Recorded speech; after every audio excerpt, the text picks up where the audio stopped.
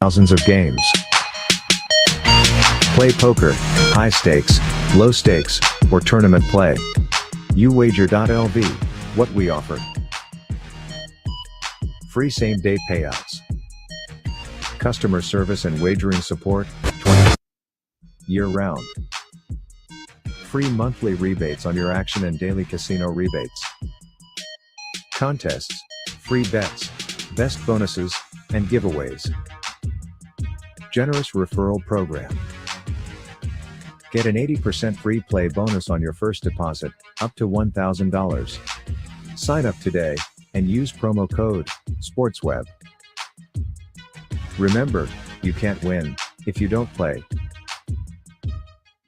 Are you an athlete or professional struggling with life or career transition? Life isn't always easy, but hope is always present. Best Hope Counseling will help you move forward. For nearly a decade, licensed marriage and family therapist Larry Baumgartner has helped clients empower change and discover solutions using a solution-focused therapy approach. Conversations will focus on what you desire to change, not just the problems that brought you into counseling. From anger to depression or other emotions, Best Hope Counseling is there for you. Contact Larry personally on his direct line at 727-946-1346. Again, 727-946-1346 for a telehealth appointment in Florida and Minnesota, or in person an appointment in Minnesota. Take time out and begin your game plan to reconnect, rebuild, and restore happiness in your life. BestHopeCounseling.com.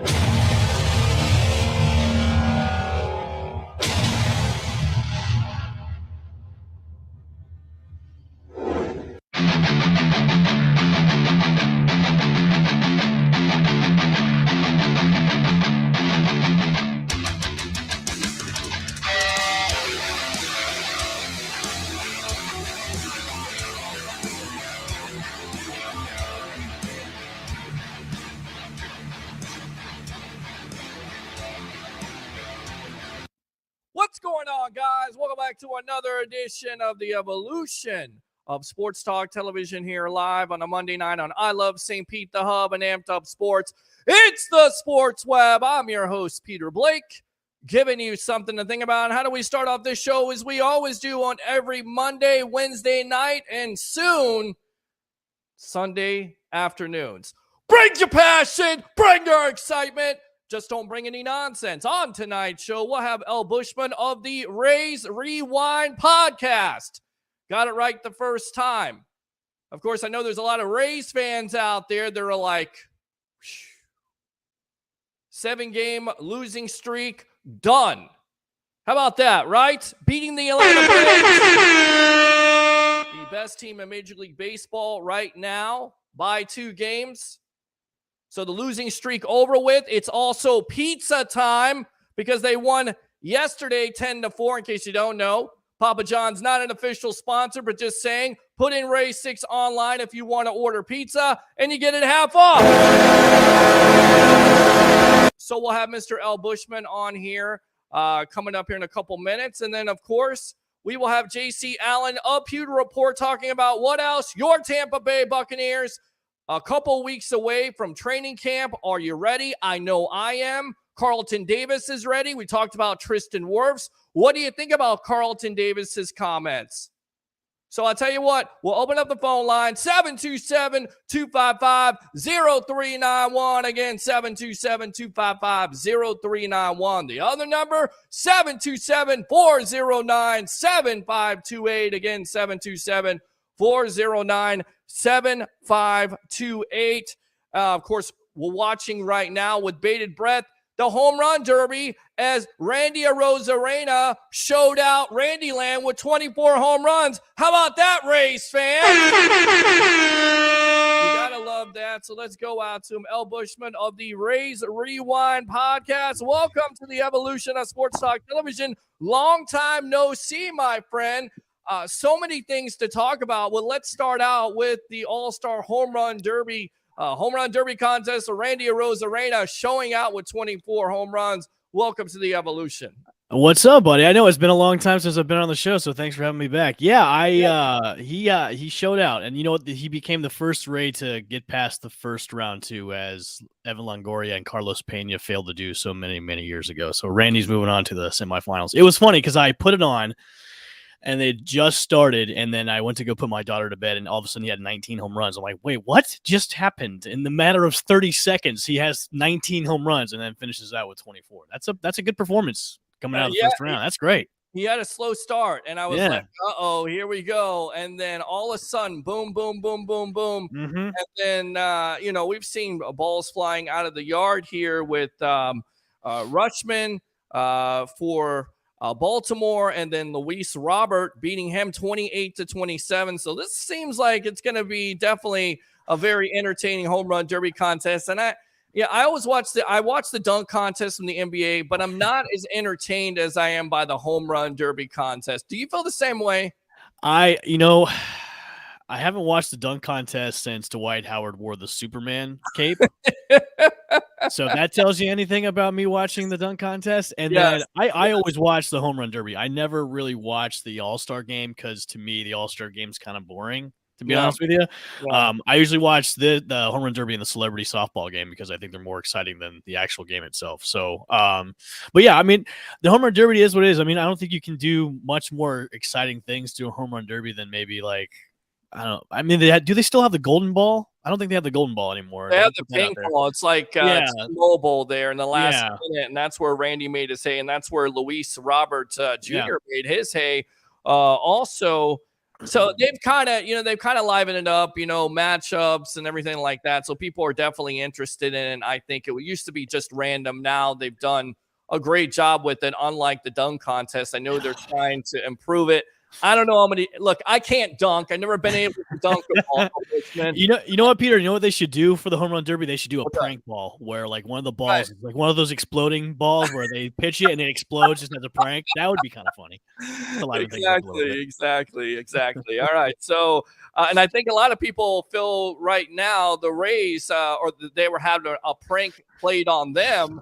because this team Rough. struggled. 7-game losing streak. I get it. You're playing the Braves. You're playing the Phillies. Both of those teams right now in the league are hot, but not scoring runs. I mean, again, it's about the ebbs and flows of baseball, but concern, relief after beating the Braves there, snapping that losing streak, tired team. I get it. I mean, give me your thoughts of this team in the first half of the season. You know, I tweeted this out yesterday, and it got me a little bit of flack. I put B+ for their overall grade for the first half, and my reasons behind it was obviously this past week was kind of rough, and then you had some series where they played some lower tier teams, and they split series with them where they should have like either swept them or won 3 out of the 4, whatever. So yeah.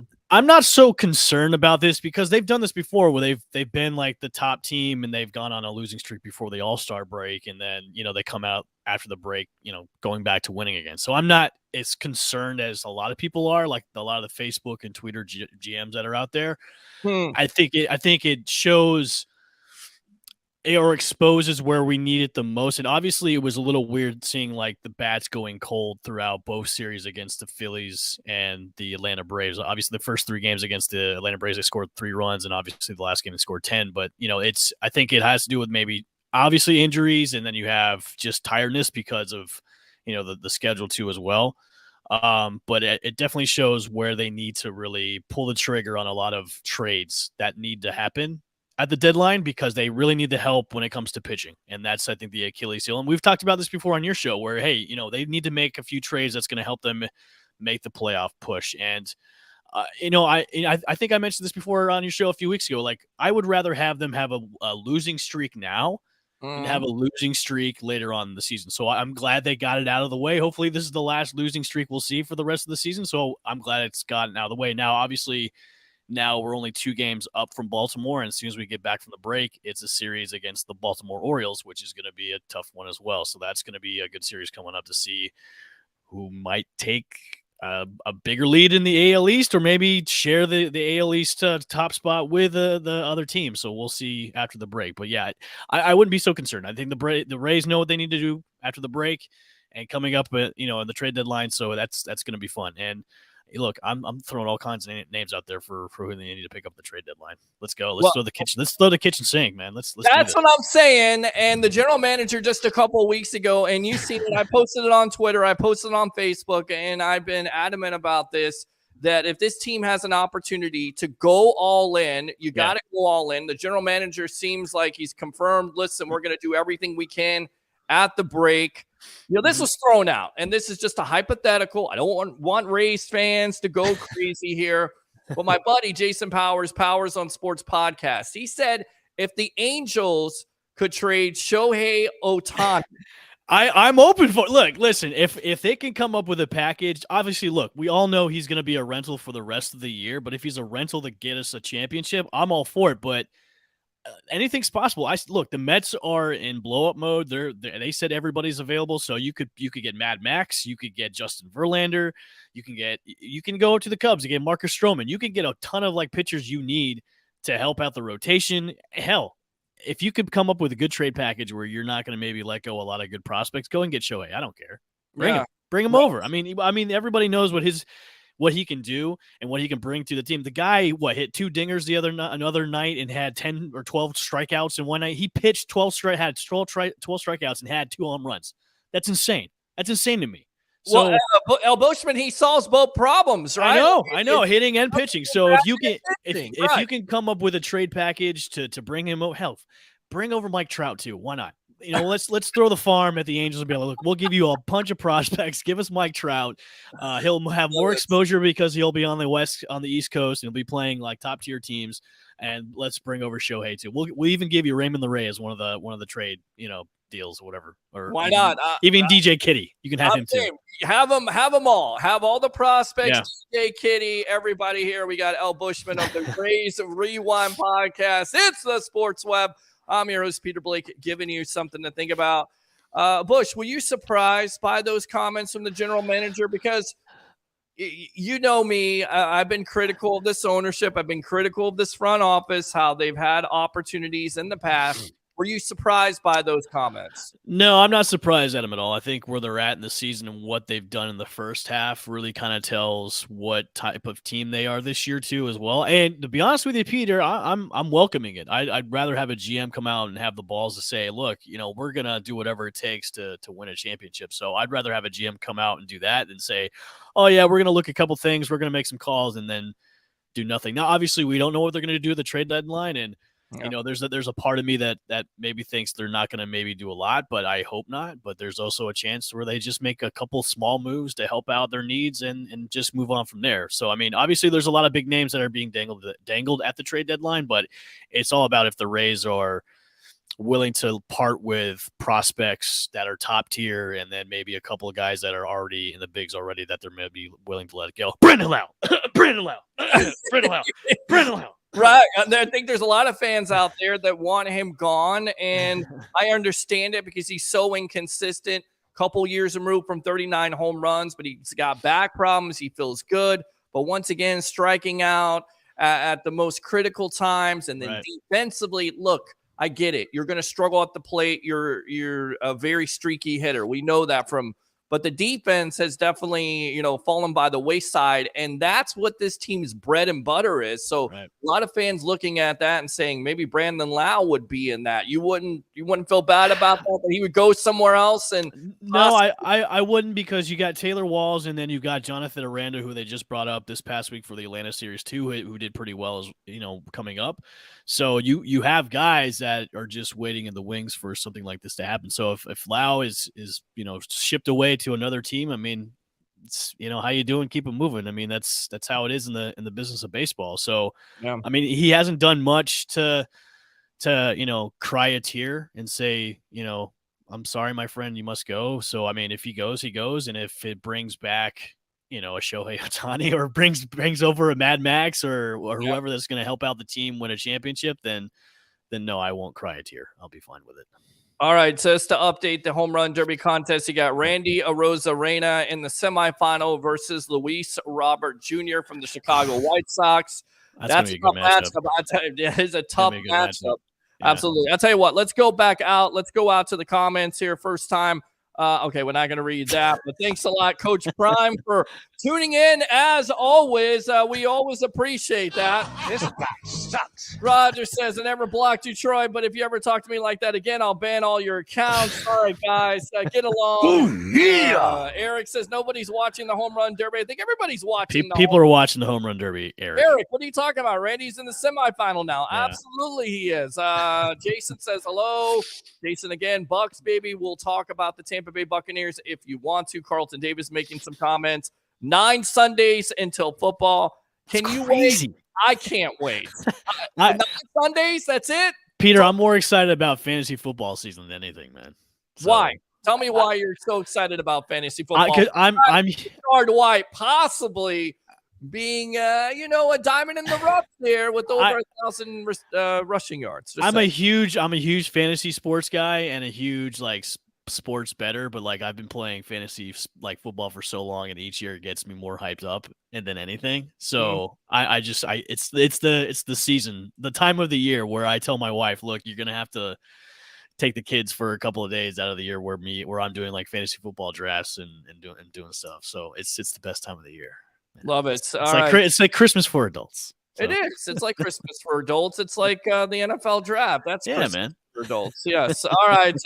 Let's go Rays. Let's go Randy Land. Jason says, I believe we're going to take them all by surprise in the NFL. We're going to get to those comments, but how surprised were you by Carlton Davis? And let me preface this. Before you sit there and say Bucs fans, and I get it, he works for a Rays Rewind podcast, talking Rays, but we're also going to I pay attention to the Bucs too, guys, so don't worry. Yes, he does. We know we got versatile people here on the Sports Web. We kind of like those versatile people, like the Bucs, like their offensive linemen, right? Versatile to play all positions. Carlton Davis made those comments. How surprised were you by them? Because he could have easily said, we're going to take one game at a time. Tristan Wirfs 12-5. I mean, this certainly seems like a team that has a chip on their shoulder. That's what I got from those Carlton Davis comments. What do you say? Before we get to that comment, Cole Pfeiffer had a good comment in the comments where he said Randy's the man. Tough matchup against Robert, especially with the distance thing. So it's a tough matchup coming up. So I think Good that's the stuff. marquee matchup coming up is those Yeah. two right there. Absolutely. Yeah. You know, it'd be good if Randy kept wearing the cowboy boots while he's hitting home runs. That would be great. That's a legend in the making. Are they like he won the home run derby wearing his cowboy boots? Yes. Mickey Yeah. Wiener says, "Hi, everyone." I saw the comments about Carlton, what he said. And look, if you're going to say something like that, you got to back it up during the season. And, I think that what he said, it should be maybe a fire that should be lit underneath the Bucs, because I think a lot of people have already written off the Bucs being, maybe a single win team right now and having double-digit losses. So back it up. That's all I got to say. If you're going to say something like that and, you're essentially in a winnable division where I already predicted that whoever's going to come out of the division is going to be under 500 yet again. So look, you're not. I think the sample size of we've seen so far with all these moves that were made in the NFC South with all the new quarterbacks in there and how teams have been rebuilding and they're still in rebuild mode, and how the Bucs are saying they're not in rebuild mode, but they kind of are. I think just back it up, man.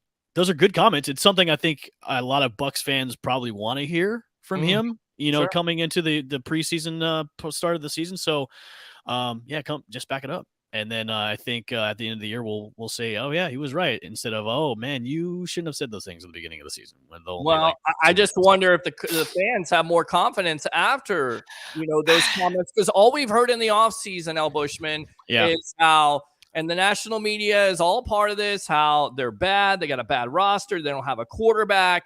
Colin Cowherd said the other day, 3 to 4 games. That's how much they're going to win. Yeah, but do you really listen to Colin Cowherd when he talks? No. He's a guy that I look up to, but he's been wrong plenty of times about a lot of things. Not that I'm saying I've been right about everything, but you're exactly right. So that's what I tell fans, don't listen to national media. Of course, Jason McIntyre says the Saints are going to win the whole NFC. I'm like, nah, really? Wow. I think out of the teams, I think on paper the Saints probably look the best. And I was on a podcast a few weeks ago where we did a preview of the NFC South, and I said I think the Achilles heel right now is just the unknown of quarterback position with the Bucs, because obviously Baker's Baker. We've seen what he can do and what he can't do, and maybe another change of scenery is good for him coming down to Tampa. And we've really seen sample sizes of Kyle Trask, and those sample sizes haven't been really that great. So that question mark at QB is how far are either one of those guys going to be able to take the offense going forward. I think that's the biggest question mark a lot of Bucs fans have is, look, do we trust Baker? Not a lot of people do. Do we trust Kyle Trask? Not a lot of people do. So whoever is the starter at the beginning of the season is, okay, you are the man. Take us to the promised land. So love it. We're on with El Bushman of the Raise Rewind podcast on the Sports Web. I'm your host, Peter Blake, giving you something to think about. Let's go back out to these comments. Mickey says, hello, everyone. What's going on? Mickey Christopher Cole. Evening, everyone. Roger Shue says, where'd you go, Coach Troy? Katrina says, let's go, let's go. Let's go! Tom Brady right there. And Cole, of course, with a great comment. Former CSB brother right there. Thanks a lot for tuning in to the Evolution. Let's go back to baseball. And speaking about personalities, you said it on the tweet. Ever since the Rays benched Wander Franco, they've kind of been in, again, a slump. And then we see tonight, which is somewhat encouraging, because we know that Wander and Randy have had their differences, how they're cheering on each other. What did you think of that whole Wander situation? And do you think that this can get cleared up? Yeah, I think so. I mean, look, he's a young player. He wears a lot of emotions on his sleeves coming in. He's making a ton of money too. So, I think with the game of baseball, you're going to have personalities clash with each other, but I think it's part of that team and the personalities of that team of who they are. Yeah. And I said this on my show, I think an episode ago. It's like, it almost seems like Randy is the big brother and Wander is the little brother, and Wander has been put on this pedestal with all the money, and he's the top pick in all of baseball. He comes in, he's supposed to be the new face of the franchise, but it seems like Randy has really kind of taken that that kind of mantle from him being, Randy Land. You got there's no Wander Franco land. There's a Randy land that expanded into 2 sections now, and it's all been kind of like Randy. So maybe there could be some jealousy there. Maybe there's a little bit of that, but look, I think at the end of the day, these are two professionals that need to. I think maybe Randy understands this more than probably Wander did. It's like, look, we are 2 professionals. We've got a job to do, which is win a championship for the Rays. So I think going forward, I think they all understand what's going on, and I think it's all been cleared up. So I mean, they all seem lovey-dovey at the home run derby. So I don't think anything's going on right now. So. Well, that's a good thing. Again, that's definitely a good thing. Miguel says, let's go, Randy. Let's go, Randy. Oh, yeah. Roger Shue says, Bucs win 8 games. Okay, Roger. Rays win also and lose in the World Series. This guy sucks. That's a Cubs fan, guys, right there. Nice. ALCS. And Daniel, Mr. Williams says, Tampa Bay Buccaneers for life. All right, not so great news when it comes to the injury from the Rays. They've been absolutely killed by those injuries for the pitching staff.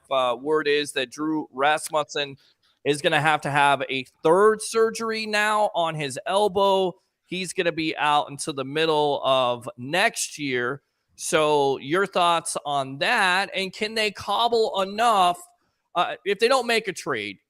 Do you feel comfortable with what you have in a Taj Bradley, who's young but very consistent, has the potential? I mean, do you feel confident enough that the Rays, this whole staff, can get it together? No. That's my one-word answer on that. And that's why I think at the trade deadline, they really have to go for it. Right. And go get one of the guys, one of the bigger name guys that maybe is going to be available when the trade deadline comes. I mean, I think we all kind of knew Raz was going to be out for a significant amount of time. And, seeing the headline where he's going to be having TJ surgery for his elbow, it's like, it wasn't really a shocker. So it sucks because he was on a roll there for a while. Just like the Jeffrey Springs injury that happened early on in the season. It's like, you're, to the big guns in the rotation that you thought were going to, contribute out through the whole year. Now they're gone for, another year or so on the injury list. So, I think what they need to do is, Kevin Cash and Co need to sit down and say, hey, what can we give up to get, some big arms that's going to fill in the rotation? I mean, right now, Zach Eflin's really been the linchpin or been like the brick of that rotation. Obviously Shane McClanahan as well, but he's been, troubled with a little bit back soreness for the past couple of weeks. And then Tyler Glasnow has been great as well, but really Zach Eflin's been that MVP of the rotation too. So if you get 2 other big arms in that rotation, going into the playoffs and, hopefully Shane McClanahan can rest his back and be 100% after the break too, having those 3, and then having 2 other big arms in the rotation going into the second half of the season, hopefully the playoffs, it's going to be scary. So, I mean, I don't feel comfortable with Taj Bradley because of the inconsistency. And obviously he's a young kid. He's got still the mechanics to work out as well. I mean, we've seen flashes of greatness from him, but we've also seen flashes of, oh my God, please don't throw that. So when he gave up that 2-run shot to Murphy the other day in the Rays series, it's like, oh man. We were doing so good, and now that happened, and then the floodgates just opened. So, but yeah, I think bring in 2 big arms, 2 veteran arms, I think, and then just see what can happen. I think that's what I think a lot of Rays fans are hoping that is the Rays can do at the trade deadline is bring some heat, bring some big arms in there. Well, who's on your wish list at this point? Is it Stroman from the Cubs? Is that realistic? I know it's like $21 million, but he's a veteran presence.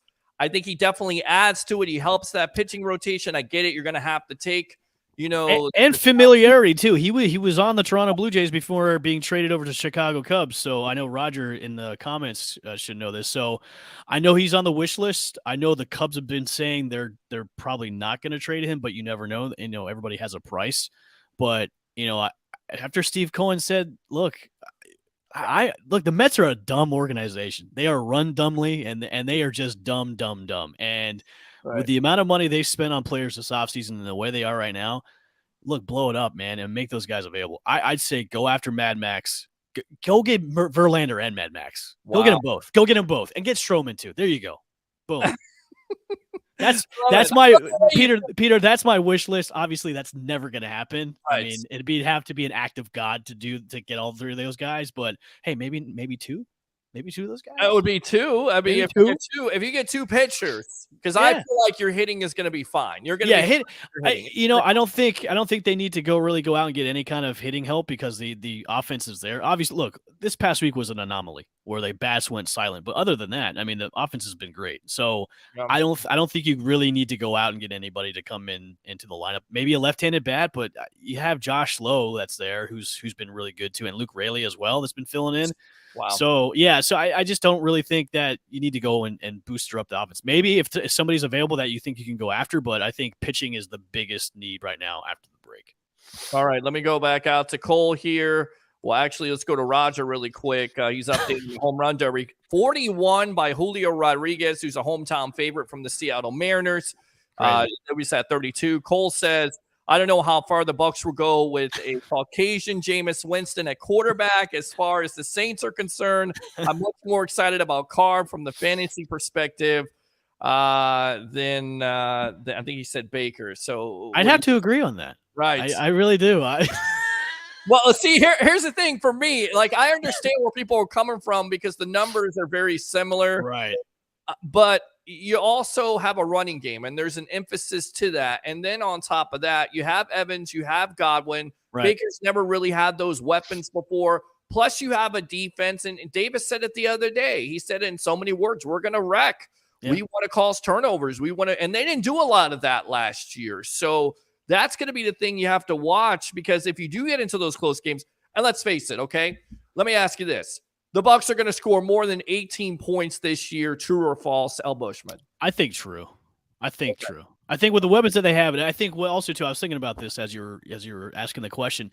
I think with the new offensive coordinator too, and from Seattle with David Canales coming over, and now you have Baker. I think right now we can all say Baker's probably going to be the starter. No matter what. Yep. I think what he did with Geno in Seattle is probably what they're going to try and do with Baker in Tampa Bay. And look what Geno did in Seattle.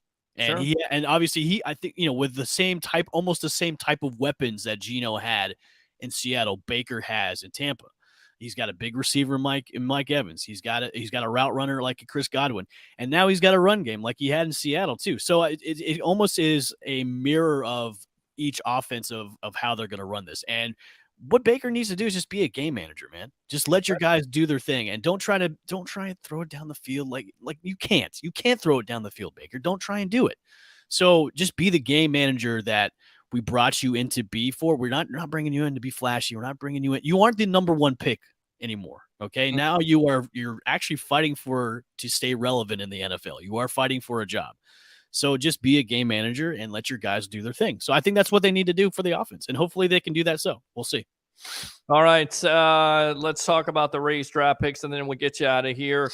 The first one at number 19, which is funny because another shortstop. Ooh, another shortstop we need. Brayden Taylor. What do you make of him? Because they say that he's the safest second tier, and this is according to CBSSportsline.com. One of the college hitters in the class. His stock dropped throughout the year as he struck out a career worst 17.7% of the time, but also had a personal best 22 home runs. Another freaking shortstop there. You got a lot. So he's going to be waiting. He's going to be waiting in a long line to get to the bigs if he ever wants to get up in the trop. I honestly, Peter, I don't really pay attention to the draft, especially when it comes to MLB. Because a lot of these guys are drafted and then you never hear from them ever again. So I did watch the scouting report. I did see their draft. They drafted a shortstop, first pick. It's like, oh, it's the Rays way. Draft a shortstop. And then most of their draft picks after that was pitching, which is business as usual too. I know the Rays kind of got a little bit of flack for drafting him as their first pick because of just the way he kind of dropped off a little bit his senior year. But look, you can't go wrong with another short. Look at San Diego. They brought in a bunch of shortstops in their team. So I mean, I guess shortstops are the hot commodity nowadays. And then the other player here that a lot of Rays fans were excited about, LSU first baseman Trey Morgan at the 88th overall pick. Career year numbers, everything is there. Also made the U.S.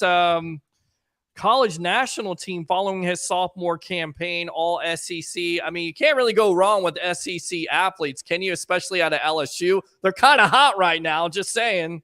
Right. Yeah, that was a fantastic pick by them, too, as well. And don't forget about the Tigers picking Max Clark at number 3, too, as well. That kid's going to be something serious coming in the league. So, yeah, 2 great picks in the top 3 picks. So, yeah, they drafted pretty well, as some people would say. Yeah, great picks.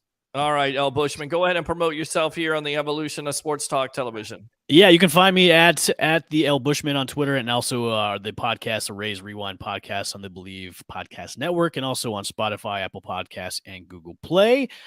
New episode will be dropping Thursday morning instead of tomorrow. We want to give ourselves a break too by watching the All-Star Game and also the Home Run Derby. So you can find us at Raise Rewind Pod on Twitter as well. So yeah, new episode drops Thursday morning. Check it out. All right, there's El Bushman right there. Thanks a lot for joining me on the evolution of Sports Talk Television of the Raise Rewind podcast. Say it 3 times. There you go. Yeah, where's the siren? Go. Meh, meh, meh, meh. Hold on. Here we go. All right, El Bushman. Appreciate you, buddy. We'll see you soon, all right? Thanks, Peter. Have a good one. All right, good stuff there by El Bushman. We're going to get J.C. Allen on a Pewter Report, but really quick, let's take a commercial break. And when we come back, we'll talk about your Tampa Bay Buccaneers. Take your phone calls, as always, 727-255-0391. It's 727-255-0391. In case you can't get through on that number, 727-409-7528. Again, 727-409-7528. It's the evolution. Keep it locked. Are you an athlete or professional struggling with life or career transition? Life isn't always easy, but hope is always present. Best Hope Counseling will help you move forward. For nearly a decade, licensed marriage and family therapist Larry Baumgartner has helped clients empower change and discover solutions using a solution-focused therapy approach. Conversations will focus on what you desire to change, not just the problems that brought you into counseling. From anger to depression or other emotions, Best Hope Counseling is there for you. Contact Larry personally on his direct line at 727-946-1346. Again, 727-946-1346 for a telehealth appointment in Florida and Minnesota, or in person an appointment in Minnesota. Take time out and begin your game plan to reconnect, rebuild, and restore happiness in your life. BestHopeCounseling.com.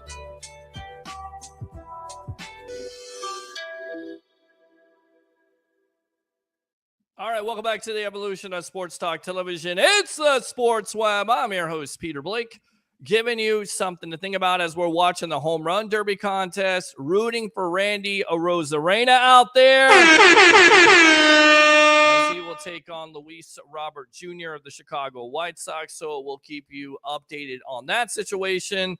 Let's go out to Mr. J.C. Allen of Pewter Report. Welcome, my friend. Welcome back. We haven't heard and seen from you. Seen you in a long time here. Welcome back to the Sports Web on live on I Love St. Pete, the Hub, and Amped Up Sports. How you doing tonight, my friend? What's going on, Peter? How's everything? Everything is great, my friend. And, of course, everybody talking about the Tampa Bay Buccaneers. 9 Sundays away until it all starts again. Couple weeks away from training camp. I mean, how excited. You got the creamsicle uniforms coming out on Wednesday. Everybody is going to lose their friggin' mind when that happens, especially with Levante David. Just give me your overall thoughts of how excited you are about the Bucs here getting this season started. Welcome to the evolution. Yeah, definitely. You know, we're in this lull period where there's not much going on. Luckily, over at Pewter Report, we've been having a guest on pretty much every week so far since OTAs broke, whether it be a player or a coach. That continues on this Wednesday. A lot of things going on Wednesday. We've got the creamsicles coming out Wednesday. We've got the quarterback Netflix documentary coming out on a Wednesday. New episode of Secret Invasion on Wednesday if you're into Marvel. If you're a father, we got some new episodes of Bluey coming out to watch with the kids. And, of course, we'll have Jose Ramirez on the Pewter Report. So, Bucs 6th-round draft pick. So, a lot of things going on this Wednesday. Very excited. But, you know, we're in this lull here, where a lot of the guys are on vacation. A lot of the front office is on vacation. Staff is on vacation. So, not much news to break. But, Yeah, I'm just excited to get back at training camp, especially when the pads come on. Start hearing some hitting again. There's nothing like there's nothing like the sound of pads hitting in the summertime. So we'll make it there. We've got some some news updates coming here and there through the grapevine as we go. But Okay. yeah, I couldn't be more excited for football to start back up. Well, I just want to salute this guy because his wife right now, Miss Taylor, is sick and he decided to come on. And I appreciate that. Anytime he gives us the time to give us the insight from Pewter Report with Scott Reynolds, all those guys over there, you do a hell of a job interviewing Dave Canal. I mean, how many interviews have you had here the last couple of weeks? Go ahead and promote Pewter Report just a little bit, please. Yeah, I mean, we've started from OTAs. We had Cody Mock on, Luke Gedicke on, Rashard White on. Coach Canales came on. We had wide receiver coach Brad Idzik come on. A run of offensive guys. Scott was losing his mind, kind of yelling at me, JC, can you get a defensive guy on for once? So we finally got one coming out with Jose Ramirez this Wednesday. But yeah, just great insight from the players, great insight, especially from the coaches, with Brad Idzik talking about the wide receiver room and how they're going to utilize these guys. So Dave Canales is probably one of the best podcasts I've ever been a part of. And watching it back, one of the best podcasts I've ever watched. He's just so insightful, doesn't hide anything about what he plans to do on offense. And really, if you haven't watched it, by the time you're done watching that, you're ready to run through a brick wall for this guy. And you can see why everyone is so excited at the facility to get this new offense underway and really see what this team can do. So super excited. Started coaching at 28 years old under Pete Carroll. That's not too bad. I mean, that's a mentor. That's a coach that you definitely want to be a part of. Wide receiving coach has definitely paid his dues. And I think, some of the comments that I paid attention to was when he talked about Kyle Trask. I'm not necessarily the biggest fan of Trask, but he said it in so many words, and it seemed like to me, and I don't know what you think about this, what your perspective on the interview is, because I did watch it. It was great. It was you did a great job with the interview. But he says so many glowing great things about Baker Mayfield, and the thing that caught my eye with Trask is he has it, but he doesn't have it yet. He doesn't have full control. What were your thoughts on his comments about Baker and, of course, Trask? Yeah, of course, you pointed it out right. The biggest thing is Baker's got experience. He's got over 60 games of starting experience in the league. He came in as a first-round pick and was thrown right into the fire pretty much. So that's the biggest thing for him. He said really for Baker, it's just getting that footwork down, being able to, really understand the concepts of the play that's being called and making sure his footwork is and his timing is there. And for Trask, he said Trask has got it all. It's just putting it all together at once. In any given play, there's so many things happening, and quarterback it's why it's one of the hardest, if not the hardest position to play in all of sports, because everything happens in a millisecond, and you have to be able to know and have command and everything. And that's something that, in college it's much easier to do in the NFL level. And that's why we see so few college quarterbacks that have success at the collegiate level really transfer over into franchise guys in the NFL, and why every year there's teams looking for the next franchise guy.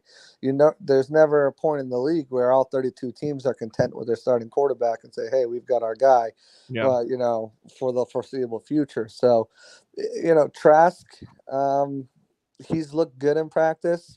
If you ask some of the teammates, some will say Trask has looked better than Baker. Baker's got more relatability, a little bit more command of the huddle, but it's one of these things where, and Coach Canales said it best, between the two, they're both going to get a shot. There's no calling it early. There's no, this is the way we're going. He did the same thing last year, and look what happened with Geno Smith and Drew Lock.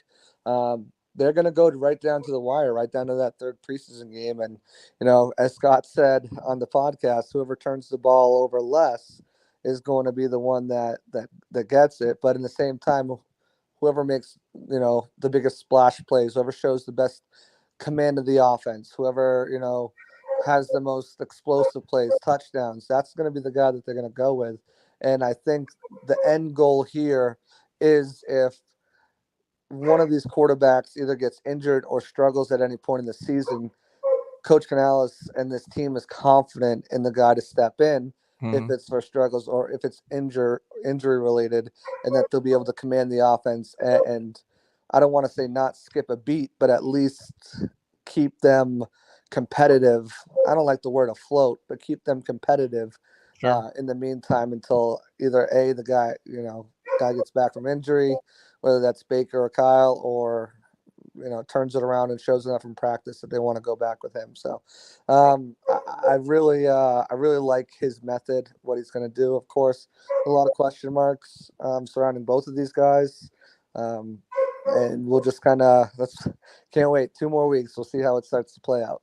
Absolutely. We'll see how it definitely plays out. Now, of course, the comments that I was paying attention to last week was from Carlton Davis. He says, we're about to do it to him. Anybody who feels we lost Tom and lost something is going to be in for a rude awakening. A rude awakening. Tom was a great addition for us, but obviously it's a team sport. Obviously, you need components to be successful. We still have those components, and I'm only getting better. He says, we're going to wreck. We're going to wreck. He says interceptions, turnovers, plays will be made. I will say plays will be made. He says, and our effing division is worse than what it was before. So we're going to run through the division, get to the playoffs, run through the playoffs, and it's the Super Bowl. For me, I was asking fans, are you more confident with not only Tristan Wirfs, his prediction of 12-5, but from these comments, and people will go, well, what do you expect him to say? Well, that's not necessarily true, because all too well here, JC, that players will say, take it one game at a time. In fact, I've been a part of a radio show where I asked a player, what's the expectations this year? And he says, win every game.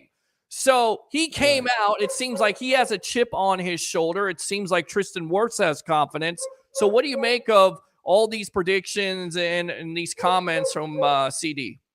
Well, first, I think, no slight to Tom at all, but I think not a lot, but there's a group of guys in the locker room who felt that, the national attention was great. Winning a Super Bowl was amazing. They wouldn't trade that for the world, the ability to win back-to-back division titles. And I'm very thankful for Tom, but, especially with the drama going on last year, the AB drama prior, just the big names that they brought in that didn't work with the Shermans and the Julio Jones, etc., that the rest of the team was kind of overshadowed. It was always overshadowed. It was always Tom Brady and the Buccaneers. Right now in that building, there's more of a brotherhood, more of a bond, more of a collective of a group of men who are going to go out there and play as a cohesive unit, I feel like. And that's, again, no shade to Tom, but even Tristan Wirfs said it. Last year there was some me guys, and those guys aren't on the team anymore. I feel like Carlton Davis continually, routinely, year after year, gets disrespected by what he can do, and he mentioned that in that article as well. I'm not a flashy guy. If he brought down more interceptions, he'd be in that all-pro level, Pro Bowl conversation. But you look at what he can do to wide receivers. He's locked down some of the best. Jamar Chase last year he talked about. But even going further than that, Julio Jones when he was in his prime, DeAndre Hopkins when he was in his prime, Devontae Adams when they played him when they played Green Bay.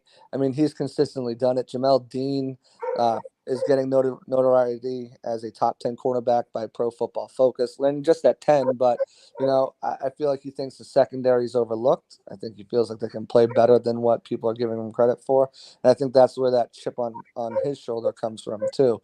He knows what he can do. He's one of the best lockdown corners in the league that doesn't get recognition. Just like Levante David's one of the best inside linebackers to ever do it that doesn't get the recognition. Somehow Devin White's considered a top 5 by player personnel.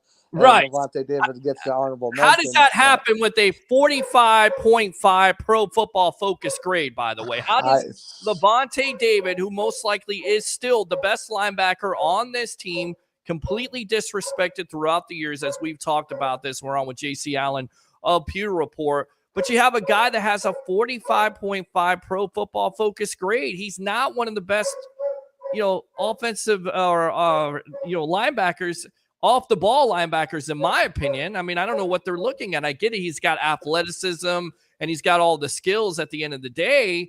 Consistency. Consistency is the biggest thing for me with Devin White. And that's the reason why he doesn't have a contract extension, right? Right. Exactly. And it's just kind of definitely you laugh about that because the disrespect continues with Levante David. And, it's Devin White's year to prove that he can be consistent and if he wants to earn that payday. But I think when you hear guys like Tristan Wirfs have that confidence in the team and guys like Carlton Davis and other players on the Bucs, that confidence comes from the fact that, if you look at what they did on defense last year, there was a lot of positives on there. And I think the way that they're building this team, Todd Bowles finally gets a chance. And people don't realize that. And everyone's so quick to jump on Todd Bowles.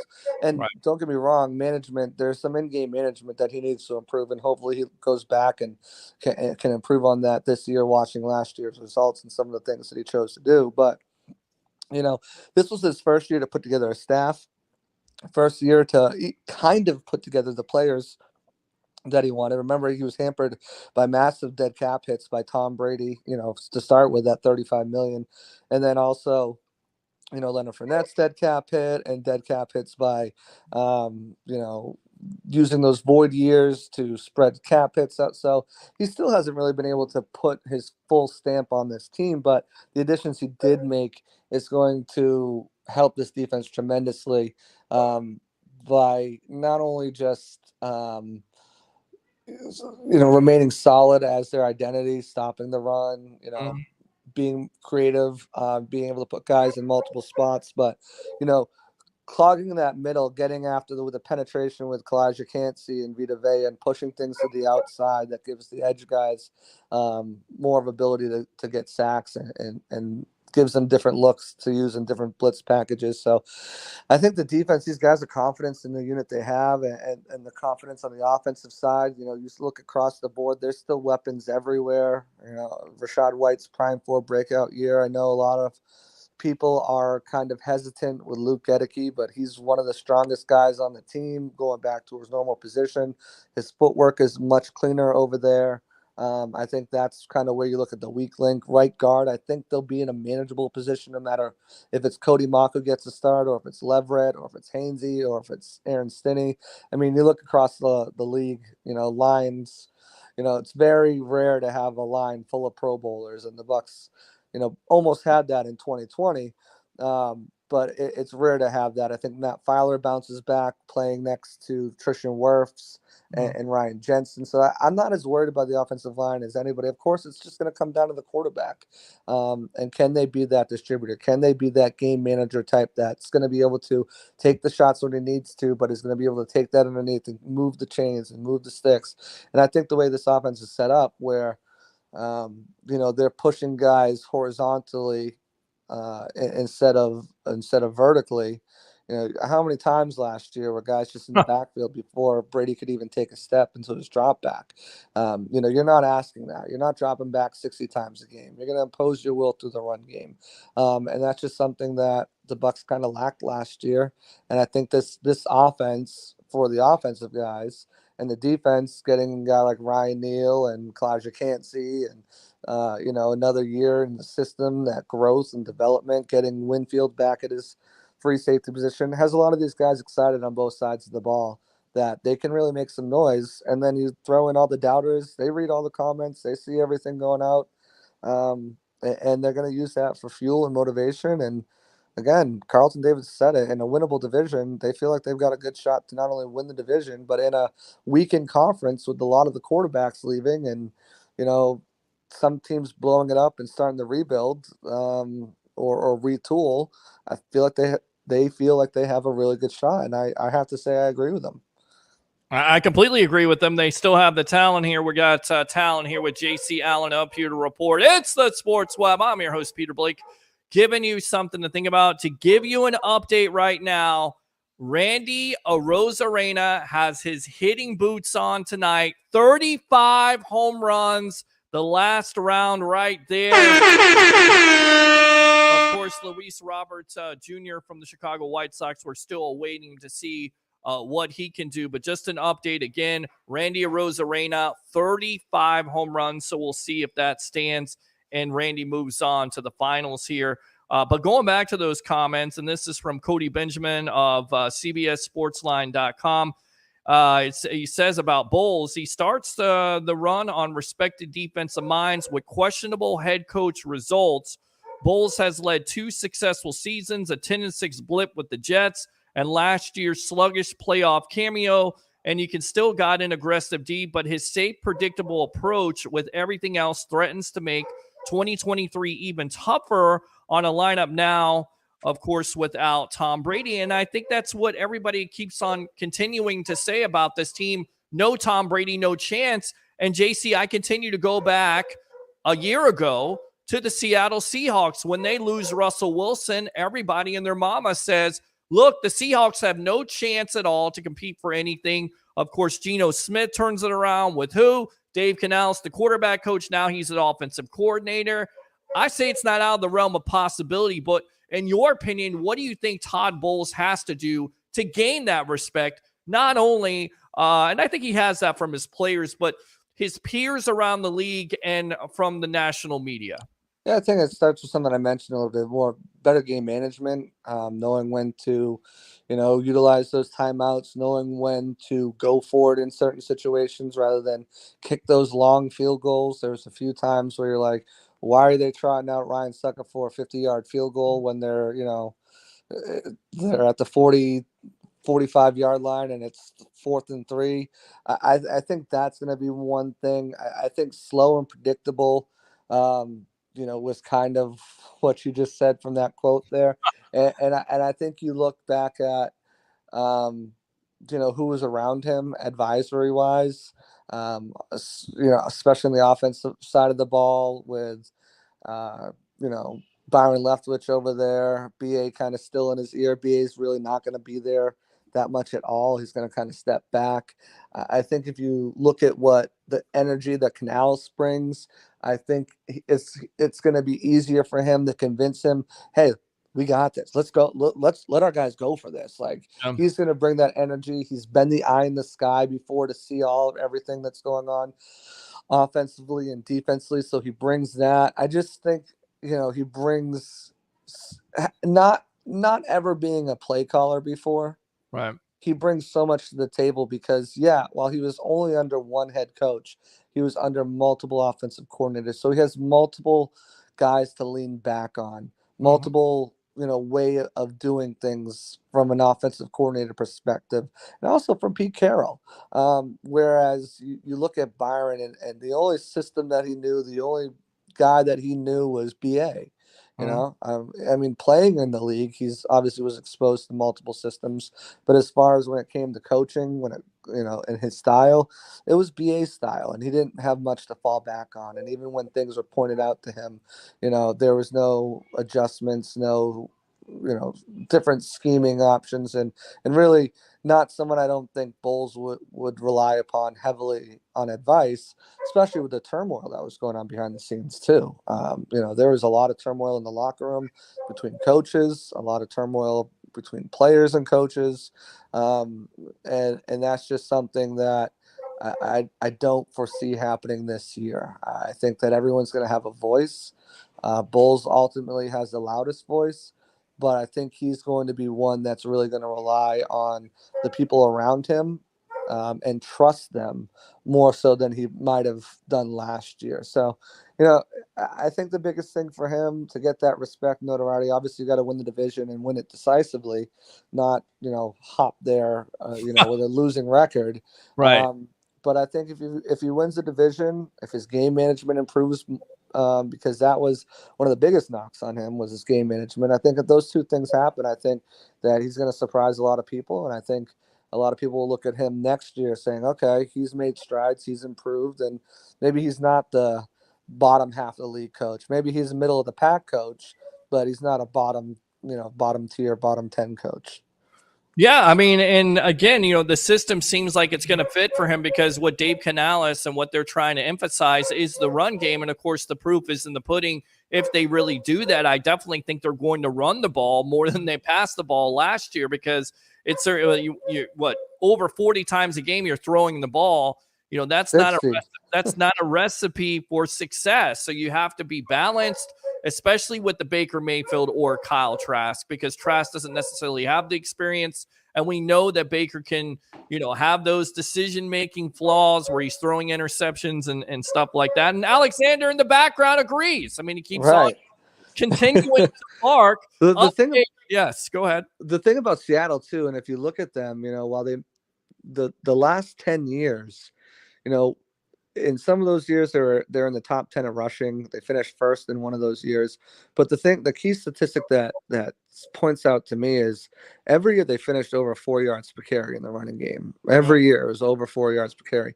And if you can get 4 yards per carry, average that. I mean, obviously it's not going to happen every play, but if you can average that, I mean, you're putting yourself in, you know, 2nd and 6. I mean, second and 5. You know, and that's the average that you're getting there when you're running the ball. You know, obviously not on every run is going to be on first down. You hope not. We hope we're not doing that again this year, but it allows you to rely more on the running game, you know, utilize that play action a little bit better. Even though play action does not rely on a successful running game, it sure as hell helps. Right. And he talked about that play action. One of the biggest things that I really love talking to him is Canales is just setting up. Mm-hmm. Right. We might not take a deep shot on this play action. It might be a little dunk, you know, and setting up the run. But 4 to 5 times a game, you want to be able to take those big shots, and utilizing play action throughout the game and having a strong running game, successful running game, even the threat of a strong running game. So guys aren't rushing downhill. That was the biggest thing. Talking to these offensive linemen, talking to the guys on the team, you know, it was so difficult for them because teams knew what they were doing on first down. They knew what they were doing on second down, you know, and more specifically on first down with the unsuccessfulness of first down runs, because teams knew what was coming. So they were pinning their ears back for the run. And then they're pinning their ears back because, you know, you got to pass the next 2 downs. So they were, you know, it was a field day for defensive linemen and off-ball linebackers and edge rushers, because they knew, okay, they're going to try to run it on first down. They're going to have to pass it on second and third down. We're just going downhill the entire time. We're just coming at the quarterback, coming at the running back. And for an offensive lineman to be on your heels almost the entire game is difficult for them. And this offense is going to do so much more of blocking guys down the line, horizontal movement, even in the running game, even in the passing game. So it's going to play to these guys' strengths, and I think that's going to help the running game tremendously as well. There's just a lot to like about this offense. Of course, we're in the honeymoon phase, right? Canales is saying all the right things. He's you know, hyping everybody up. We got to see how it plays out. Yeah. But color me impressed and color me excited to see what this offense can hold. All right, real quick update here. You got Randy Arozarena moving on as he defeated Luis Robert Jr. of the Chicago White Sox 35-21. And then let's go out to the phone lines. What's your name? Where you calling from? Welcome to the Evolution. Peter Buck, this is Eric. You know who this is. Oh, what's going on, Eric? How you doing? You're on with JC. You got a question for him? I was calling you, man. I know I was watching the whole Derby, man. This is crazy. We're doing it out, boys. It's amazing. It is amazing. It absolutely is amazing. Man, you got a Bucs question for JC? Man, yeah. How do you feel about Baker Mayfield or Kyle Trask? Who do you think wins this matchup?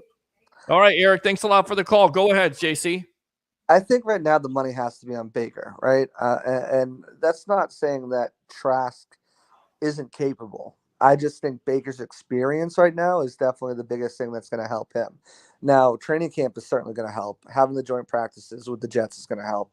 Getting those preseason game action is going to help. Especially this year, it's not going to be him throwing to who was the guy last year? You know, Devin Tompkins, Kalen Geiger, and a bunch of undrafted guys. He's going to get his shot with the ones. So we're going to see that. You know, he's been getting a shot with the ones. You know, that's what we kind of asked for the last couple of years. Well, let's see, you know, why trot Tom Brady out there or Ryan Griffin or Blaine Gabbert. We know what they can do, whatever. Let's see Kyle Trask get some reps with the ones. So that's going to be huge for him, is to be able to continue to get these reps with the ones in training camp and also get them in live action against, opponents in preseason games. So it's for Trask, it's just continuing to build on that experience, continuing to get familiar with the system. And what Dave Canales said is just be confident in every step of the process. For Baker, he comes in with an upper hand because he kind of knows the system a little bit. He's played in a variation with Kevin Stefanski. He played in a variation with McVay. And that's really what this system is going to be. It's going to be that Shanahan, obviously McVay started with Kyle Shanahan's dad in Washington, and, Shanahan, McVay, Stefanski, it's all around the league right now, and it's having success. And defenses still haven't really been able to shut it down at a, an every game clip. So, with his experience in there, that's going to give him a leg up. With his experience starting, that's going to give him a leg up. The swagger, the attitude he brings, that's going to give him a leg up in the competition. So unless he goes out there and really, craps the bed and is throwing interceptions and gets turnover happy, I think the most likely outcome is Baker Mayfield winning this quarterback competition. One of the things that really, has stood out to me, and I've said this on the show before, is when you look at Baker, he's never really gotten a solid opportunity other than that 2020 season. Right. And he only led the Browns to 11-5 record in a playoff loss against Chad Henne, who came in and just performed a miracle. So, if you really kind of look at the situation of Baker, that first year that he was in the league, he had multiple head coaches because they got fired with Hugh Jackson, who just did absolutely nothing there. And then, his offensive coordinator, and then he gets an interim offensive coordinator, head coach. And the next year they got Freddie Kitchens in there, and, another head coach, another offensive coordinator, and then he gets fired. And then they get Stefanski in 2020. He brings them to the playoffs, wins the division for them. The next year he gets injured, with his non-throwing shoulder, and you can see it. And Josh Capo has a beautiful article up on pewterreport.com right now showcasing how that affected his throwing ability, how it affected his process and just his numbers across the board with that injury. And then, Stefanski, we see it all the time. Doesn't matter, who the guy was, when they were drafted. We saw it with Josh Rosen and Kyler Murray. New coaches, new front office want their own guy, whether that's through the draft or through free agency. And that's what happened with the Browns. They decided they wanted Deshaun Watson. They went and got Deshaun Watson. Now, Baker gets traded to Carolina, never a good fit. Matt Rule, obviously not an NFL head coach. He gets let go, and then Baker gets injured. He gets benched. He gets released. He has a decent outing with the Rams, and then he's a free agent. So, I think this situation is going to be really good for him. It's humbled him a little bit. It's made him hungry, competitive, and it's a system that he's thrived in before. So I think all of those things give him a leg up in the competition.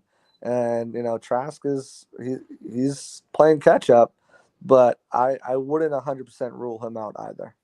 Well, and I tell you what, let's go on to Christopher Cole. Bucs fans, don't be shocked when Trask wins the job. He's confident about that. Where's the Greek in the name of the Father, the Son, and the Holy Trask? Says Roger Shue. Cole says, Peter, remember Winston had the muscle hamster at running back? Yeah, for like a year and a half. He never really had a solid, consistent running game. And I feel like that's what Baker's going to have. And that's what you do when a quarterback is somewhat of a gunslinger, right? And has those interceptions. You put more emphasis on the run game. It takes the pressure off of him. You're not throwing 40 or 50 times a game. And then once again, with the weapons that the Bucs have, you set up that pass play action at the end of it. Shadow says, what's up? What's up, everyone? And Cole says, Randy is in the finals. He absolutely is. Talking about the running back situation, because I know there's a lot of fans out there that want to see this team go after an Ezekiel Elliott. Dalvin Cook is not happening. He's already turned down the Miami Dolphins because they're not going to pay him enough money. do you think this Bucs organization is content with the Rashard White and the Chase Edmonds and Keyshawn Vaughn? Absolutely. I think, speaking of Dave Canales on the podcast and, just personally, he's jacked up for Rashad White. He has a lot of faith in him.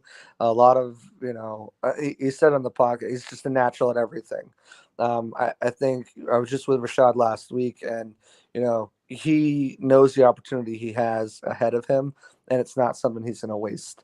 This is a guy who went through some extremely hard times to get to where he is, and he's going to take full advantage. And go back to looking last year. When he got the opportunities, he took full advantage of those opportunities and did the best that he could do in a system that was outdated, in a system that didn't play to his strengths, and with a offensive coordinator who wasn't calling enough running plays and wasn't calling the right running plays and wasn't taking suggestions from his offensive line and his offensive line coaches on what plays they should call. So I think he's got a ton of confidence in Rashad White as the lead guy. Chase Edmonds is a guy who brings the energy.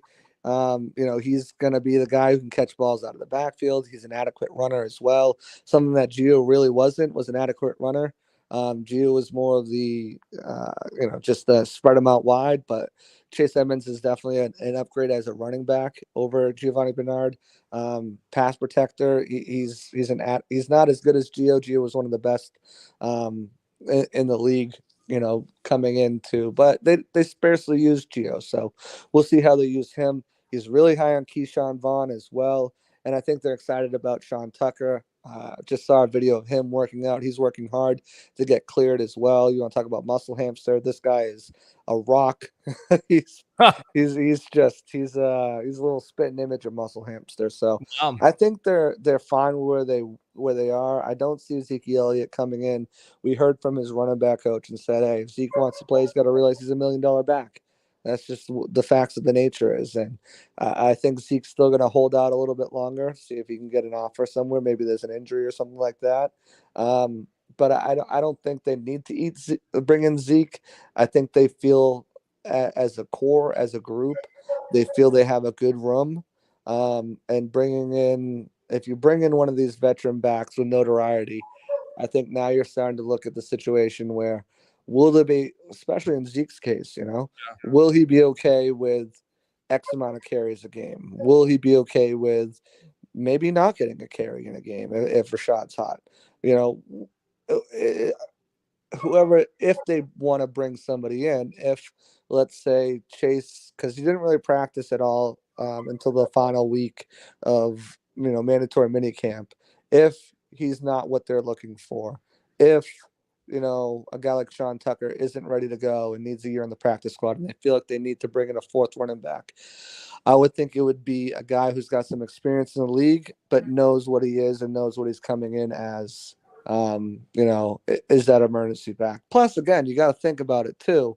Any fourth or third running back on this roster has to play special teams. Yeah. Is that a role Zeke wants to take? So it's just one of those situations where you can't have two lead dogs. Someone is the guy and someone is the rotational guy. And I don't know if Zeke is at a point in his career where he's willing to take that role.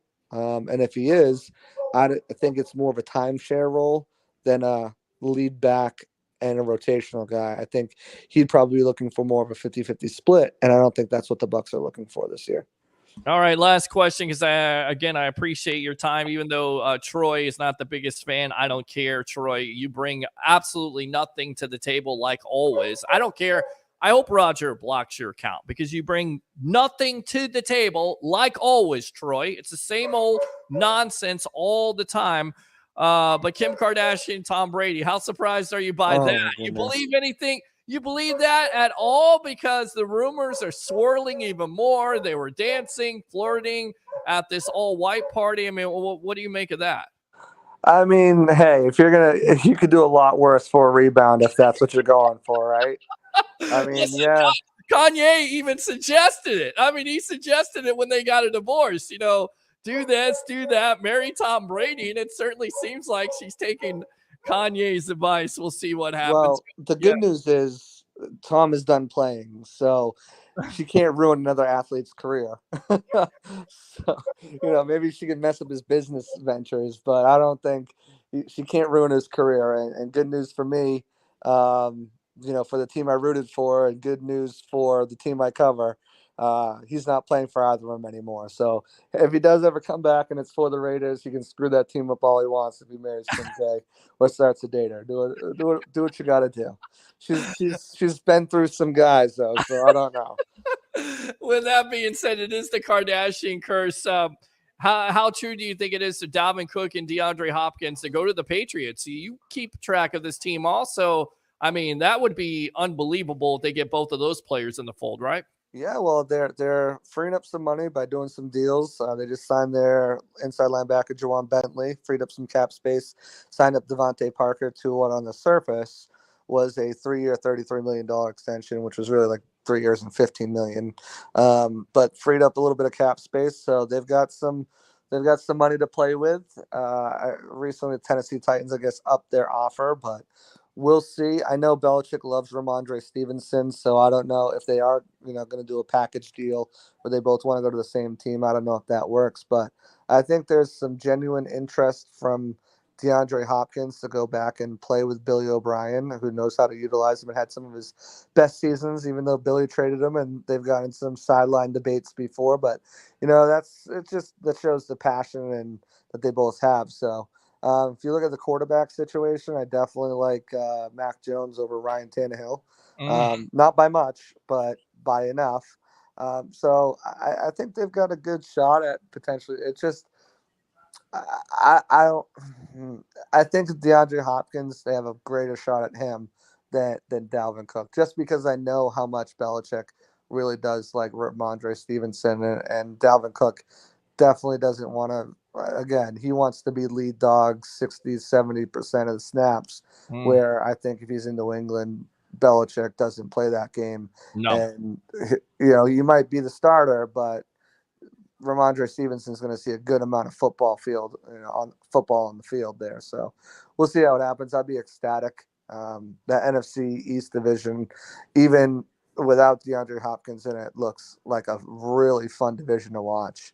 Yeah. So I'll be following that one closely. I would not be surprised if Dalvin Cook ends up with the New York Jets and Aaron Rodgers. I'm just saying, if they're going all in, I think, if Breece Hall coming off an injury there, would not be surprised if they overpay for Cook. But JC, go ahead and promote yourself here on the Evolution of Sports Talk Television, my friend. Yeah, always a pleasure coming on, chatting up with you.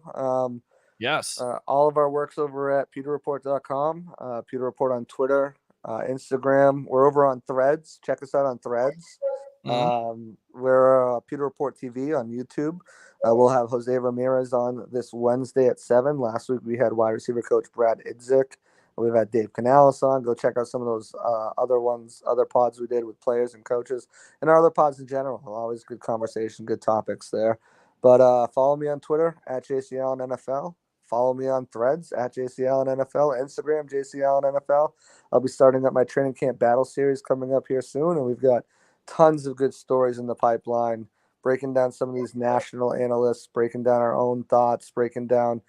Josh Capo just did a great film breakdown on Greg Gaines. He's going to have one. He has one on Baker, have one on Chase Edmonds. So the content over at Pewter Report is unrivaled by anybody covering the team. No one covers it as close as we do. No one has the connections, the insider information like we do. So definitely go check out all of our stuff over there. Good stuff. JC Allen, Pewter Report. Thanks a lot for your time here on the Evolution of Sports Talk Television, my friend. All right. Always. All right. Good stuff there, right there from JC Allen. Open phone lines if you want to talk about anything that we've discussed tonight. To reset, Randy Arozarena is in the finals of the Home Run Derby contest. So good stuff there. If you want to comment about your Tampa Bay Rays, feel free. Or, of course, the Tampa Bay Buccaneers in the comments from Carlton Davis. The question for the night, do you feel more confident after those comments? 727 255-0391. It's 727-255-0391. The other number, in case you can't get through, is my dog just continues to bark, and that's okay. 727-409-7528. Again, 409-7528. It's the Sports Web. I'm your host, Peter Blake, giving you something to think about. Let's go out to two giant goop balls. Quarterback battle between Trask Baker and the ball boy. I think a lot of people, once again, looking at this quarterback competition, if you're not a Bucs fan, you don't necessarily care about it, but a lot of Bucs fans do care about it. A lot of Bucs fans are on the Baker side. A lot of Bucs fans are on the Trask side, and we'll see how that all plays out. Roger says, I told you, next time you are blocked. Roger says, shut up, Alexander. Absolutely. And who let the dogs out? Yes. So my dog decided tonight that he wants to bark like a crazy person. So we'll let him bark. Yeah. This from Bleacher Report here. Actually, I'll tell you what. Let's go out to the tribal troll. Acknowledge me. Mr. Roger Shue from Newport Richie. Welcome to the Evolution. What's on your mind tonight, my friend? That's right. Acknowledge me. Yes, I acknowledged you. Now, what do you want? Alexander, shut the hell up. Right, exactly. I don't know what's going on right now. Why he's barking Good show so tonight, much. man. Thank you. I appreciate it. No Harry and no, not anybody. We've had great guests tonight. We had Bushman and we had JC Allen, and absolutely. And we've had Coach Prime in the chat. Right, because he offers so much to this. This guy sucks. Yeah. Okay. So what's on your mind, Roger? That's really about it, man. Just giving you props. It's been a great show, man. Enjoyed it. I'm watching the Home Run Derby, and what do you think, man? The Rosarina going to pull it out? I tell you what, he's hot right now. I mean, he's killing it. When he first started out, he started out real slow, real cold, and then all of a sudden, boom, boom, boom, boom, and that's all it takes for a Home Run Derby contest. And then you have that extra minute. You get to the first round, you get to the second round, defeating Luis Robert. Rodriguez setting the record in the first round with 41. Amazing, amazing in itself. But right now, he looks like he's about to get eliminated because Vladimir Guerrero Jr. has looks like 17, and Rodriguez has 20. So of course, the hometown favorite. You want to see him in the finals. I'm not sure if it's going to happen. Vladimir Guerrero Jr. right now at bat, 18 home runs, and he's got another minute with the T-Mobile thing. So we'll see how that plays out. But what do Brad won this thing in 2019. That's correct. You're absolutely correct about that. And there's another one. I think he just tied it up. Back, gone. Now it is tied, and he'll have 1 minute to defeat the hometown favorite and Julio Rodriguez. So again, we'll keep you updated. You gotta like this Home Run Derby contest, right? You entertained by it? I loved it, man. Yeah. Okay. All right. What else? It's been great. You gonna what are you doing tomorrow night? Are you gonna be on with the All-Star game? Or? No, I'm not gonna be on with the All-Star game. We're not on Tuesday nights anytime something breaks. Do a watch along. Nah, I ain't gonna do no watch along. On to do a watch along. There is a great memory out there, and I don't know if you know this or not, but I'm gonna tell it really quick. And this is from my first baseball game in 1995. I got a chance to go to an All-Star game in Texas because I actually did you did. March. You won it off the radio. Yes, off of TJ Reeves. Peter, don't do that to him. Don't age him like that, bro. Oh, man. Did a March Madness Nothing recap. But love, TJ. Absolutely. We love you, TJ. It's a great memory. And, yeah, I'm not going to go live during the All-Star game. I get it. A lot of people, including Alexander in the background, want me to go live on Tuesday. But I think I decided to He's telling you he has to poop. Well, that's not it. That's not it at all. I think Alexander is telling me to wrap up the show here in just a little bit. But we'll wrap it up when we want to wrap it up, Alexander. So, yeah, great memories with the All-Star game. Definitely not going live unless there's some breaking news. And there may be here in the next couple of days with possible Mike Evans extension. Of course, the Bucs revealing their creamsicle uniform on Wednesday. So we'll see how that works and looks. And we'll be back on Wednesday night. They should wear them all year. And going to win them. They're not going to wear them all year. They're just going to wear them one day for a throwback, and that's it. That's it. Sucks. Yes. So, all right. Man. Great show. Keep it up. Appreciate you. I will talk to you later on. All right, my friend. There you go. I'll give you the air horn.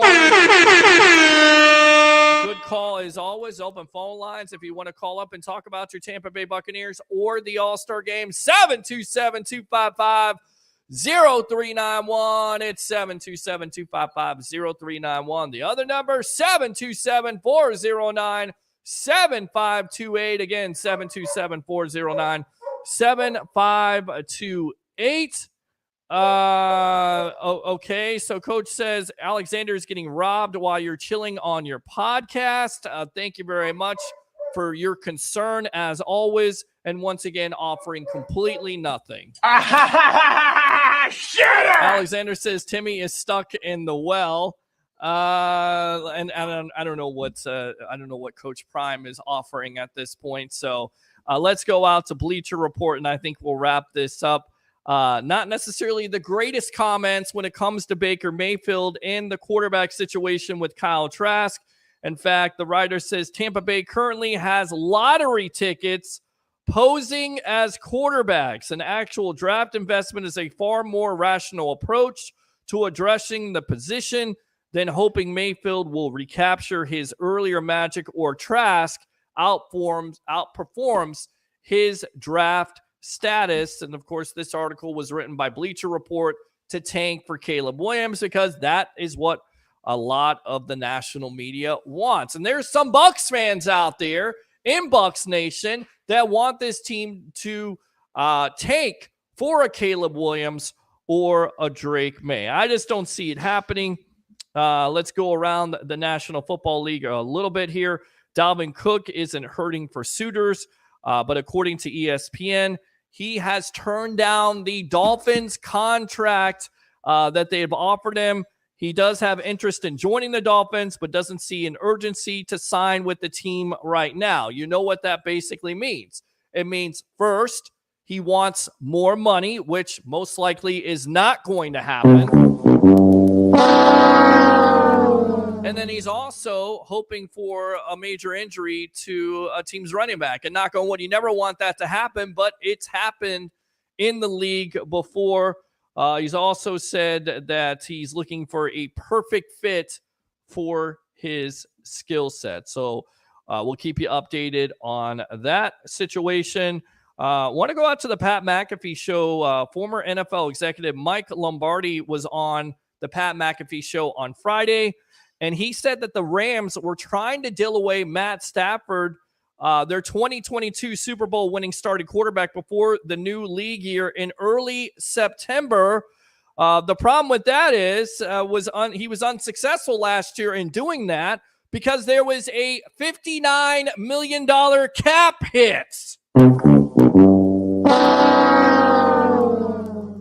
Lombardi says they couldn't get around it unless they traded him and somebody else took it. And, of course, you're not necessarily going to take first the $59 million cap hit, even though Stafford, he was not good last year. He was injured, already coming in to the year injured. Had a great year the year before, of course, winning the Super Bowl for the Rams, Super Bowl 56. But nobody's going to take on that cap hit at the end of it. Let me go back out to the comments here. Read between the lines. He doesn't want to go to camp. He may not want to go to camp. And is that necessarily the best thing for him? Is he going to be in shape? Is he going to be out of shape? You know, you've already seen the wear on the tires. There is, a running back expiration date, right?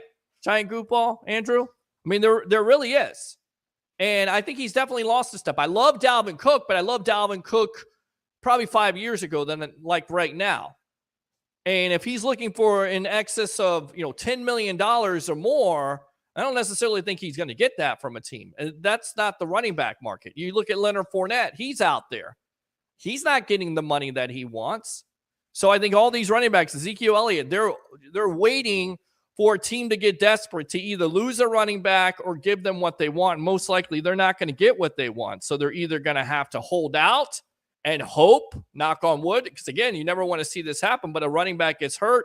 That's when you sign a Dalvin Cook and Ezekiel Elliott or a Leonard Fournette. Thank you, Roger. Round is a shape. Goofball. Great show. They definitely have a great show there. And talking about running backs, and I know you are going to be definitely talking about this, but Saquon Barkley, is he going to get signed? Are they going to figure that situation out? Because He wants to be with the Giants, but he wants to be with them long term. The Giants want him to sign that franchise tag. Is that going to happen? And what's the impact of Barkley possibly missing time and not being in that offensive lineup? I'm just saying, already distractions. I mean, how much does that eventually get done in your opinion? Let's go out to Jim. Jim, welcome to the Evolution. Damn it, Jim. Thanks a lot for calling the Sports Web. What's on your mind? What's up? So who's going to be our offensive coordinator? Well, Dave Canales is the offensive coordinator. He's the former quarterback coach who, by the way, just, kind of turned around Geno Smith into a Pro Bowl quarterback. That's your offensive coordinator, Dave Canales. No, okay. Yeah. So do some research on him. He's been coaching since he was 28 years old. He's got lots of energy, coached under Pete Carroll.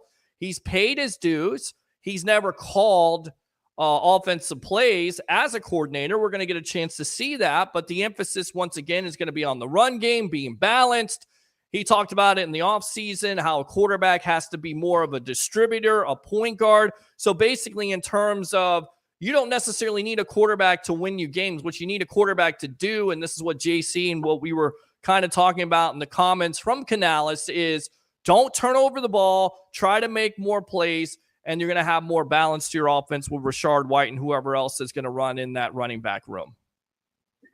Right.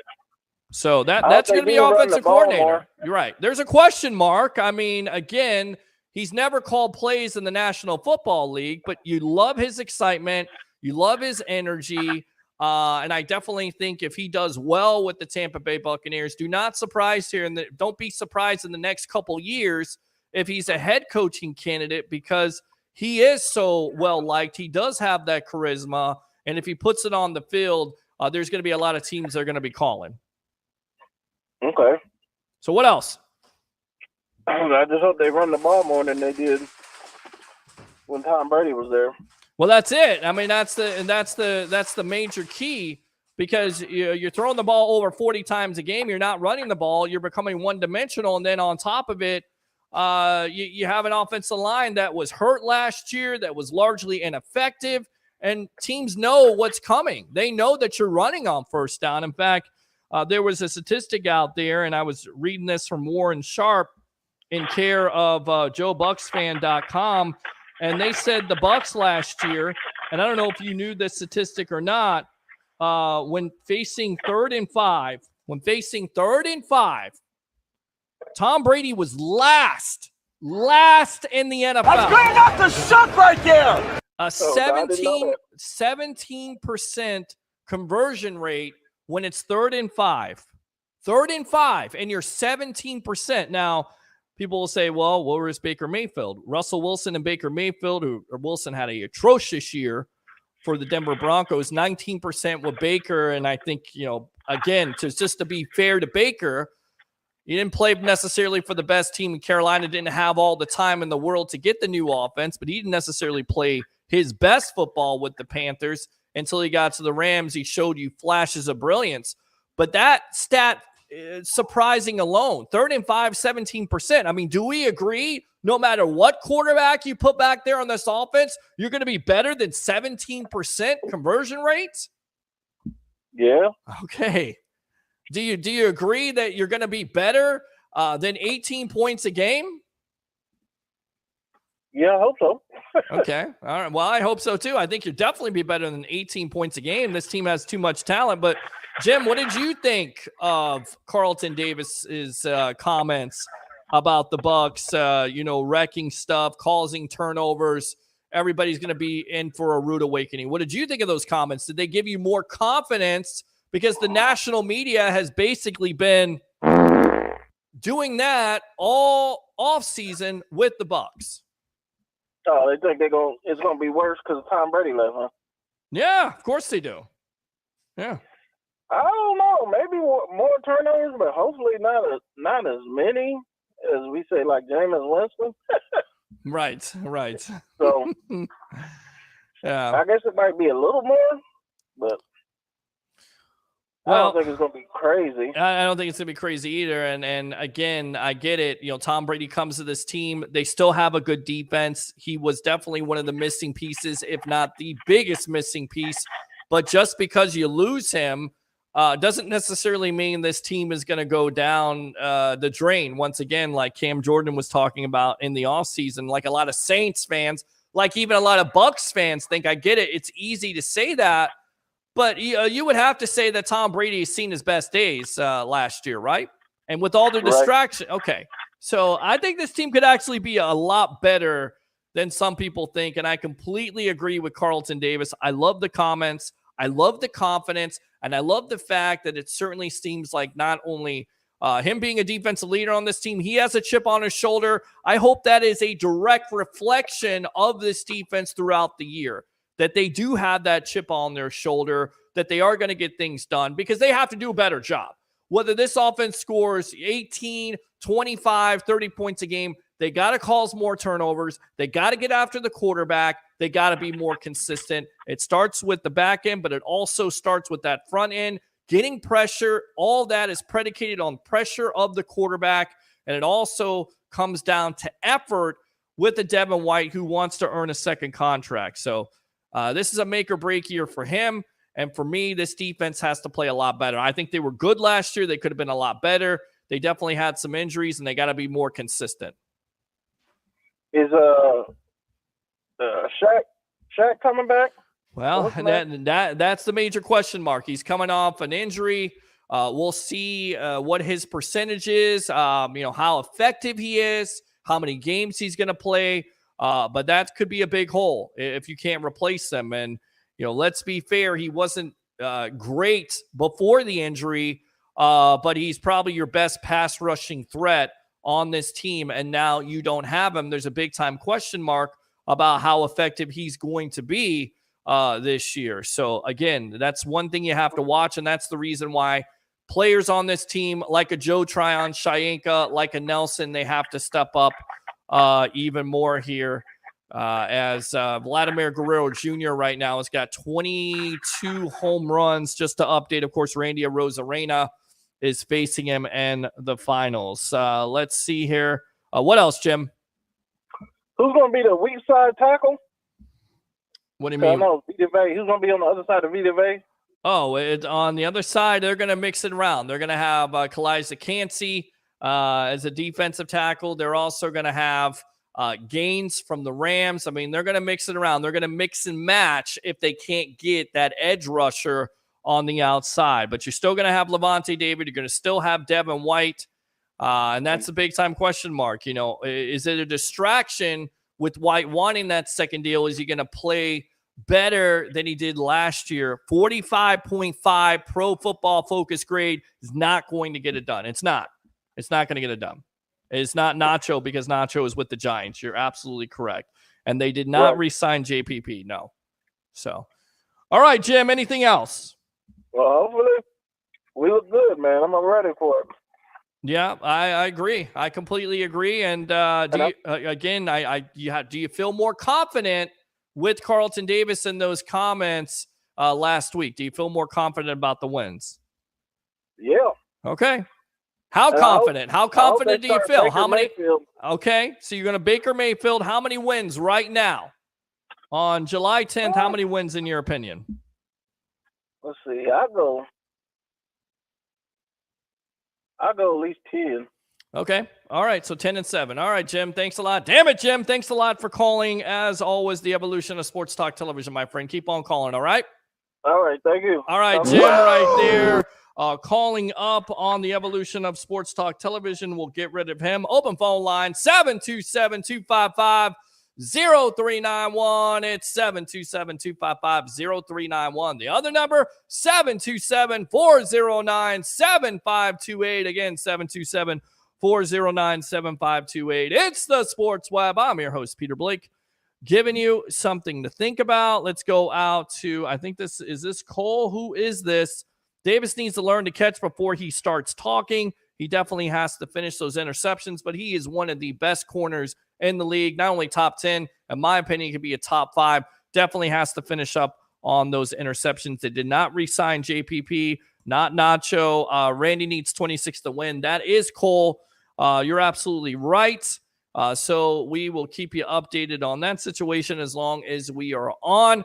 Hopefully, Randy can surpass that so he can win the home run derby contest. And that would be something with the struggles lately with this Tampa Bay Rays team. But still, 58-35, 2 games up on the Baltimore Orioles. Impressive.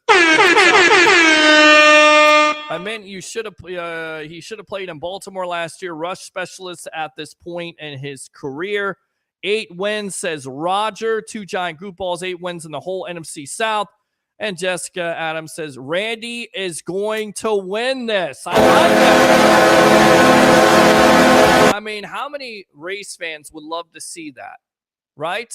And Randy Arozarena coming into it, only 16 home runs. But we knew as Rays fans that when this guy gets hot, which he has shown tonight, he has gotten hot. When he got hot in 2020 during the playoffs, he is a special player, is he not? Is he not, Jessica Adams? He absolutely is. Rob Thompson says 11-6. I like it. Oh, yeah. And 2 giant goop balls says Randy Watson. I like that. That's funny. Coming to the stage, Mr. Randy Watson. Coming to America, if you guys don't know. Yes.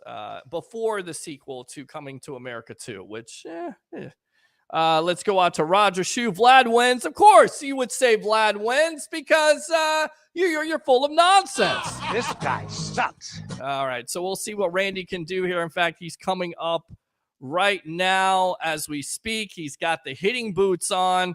Yeah, wow. 47 minutes it's been since he's been able to swing a bat. So hopefully he is not cooled off at the end of the day. We will definitely keep you updated on that situation. Open phone lines if you want to talk Rays or your Tampa Bay Buccaneers. 727-255-0391. It's 727-255-0391. The other number, 727-409-7528. Again, 727-409-7528. It's the Sports Web. I'm your host, Peter Blake, giving you something to think about. Let's go out to Richard Sherman on his podcast. As we talked about, former players have podcasts now. So that's always great. As I'm trying to host this show and I'm watching it right now, Vladimir Guerrero Jr. has 25. So you're exactly right, Cole. He needs 26 to win. Not doing so well so far. So we'll see. There's one right there. Looks like one right now. There's 2. Oh my gosh. I'm trying to keep on talking here and pay attention, and I'm watching this at the same time. There's 3. Now he's getting on a roll. He's got 3 home runs now, but this is Richard Sherman. Devontae must have ran this comeback. And again, this is when Sherman was on the Tampa Bay Buccaneers and they picked him up because they needed help at the time. They had all kinds of injuries in that back end. As soon as you say it, Randy has looks like 7 home runs. Again, this is what Richard Sherman said. Devontae must have ran this comeback. I had him under control. You know what I mean? I was like, bang, quick jam, easy, got him under control. And he's talking about Devontae Smith, the wide receiver of the Philadelphia Eagles. He must have stopped. I tried to stop. My whole groin says snap, snap, snap.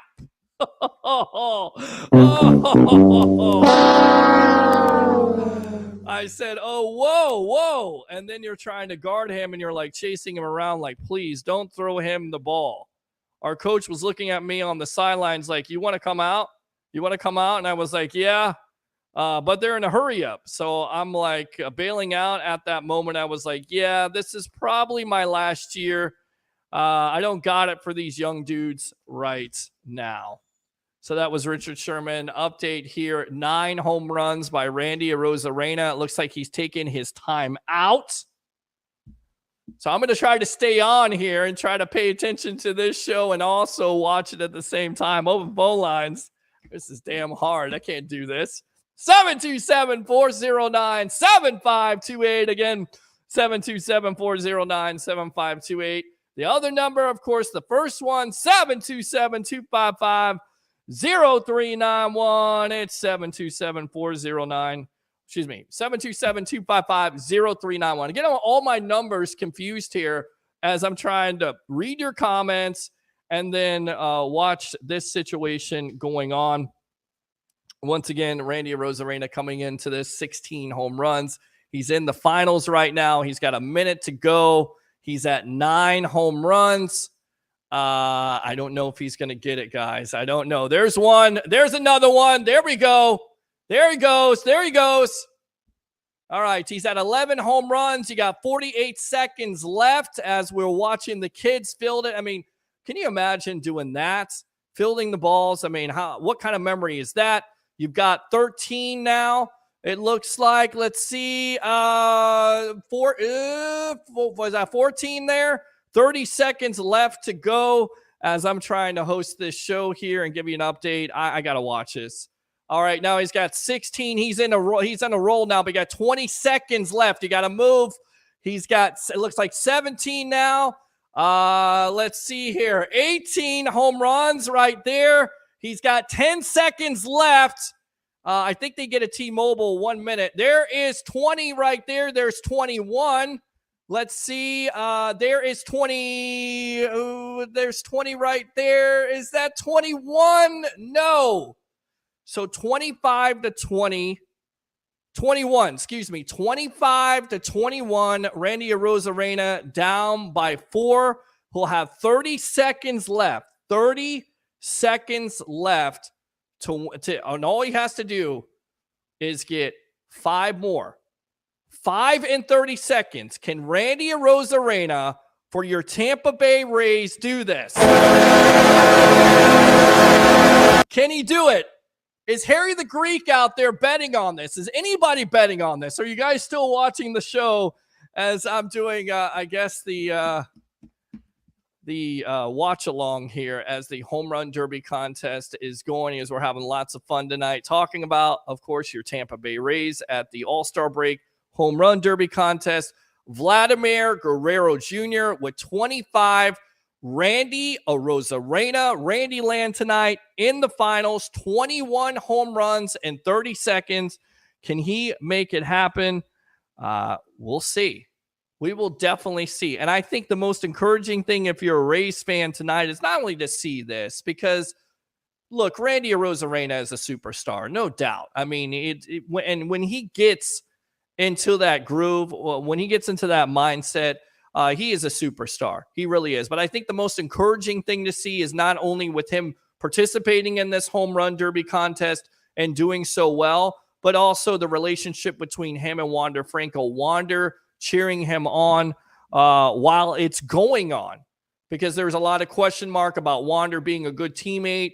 He's definitely being a good teammate tonight. Roger says he's going to choke like the Rays always do. And, I should ban you for that. This guy sucks. So we'll keep it here for, I think, another 30 seconds as Randy's getting ready here to do the T-Mobile bonus round. So he's got to get 5 home runs to win the home run derby contest. So here we go. He's up to bat. I'm going to try to commentate and also, once again, host this show while it is going on. There's one. There is 2 right there.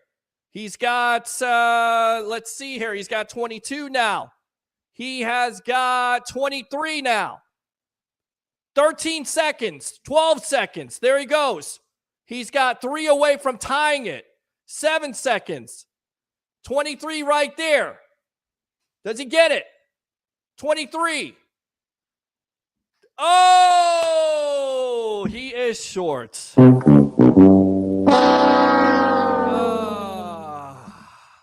right. 25 to 23. And Vladimir Guerrero Jr. does the...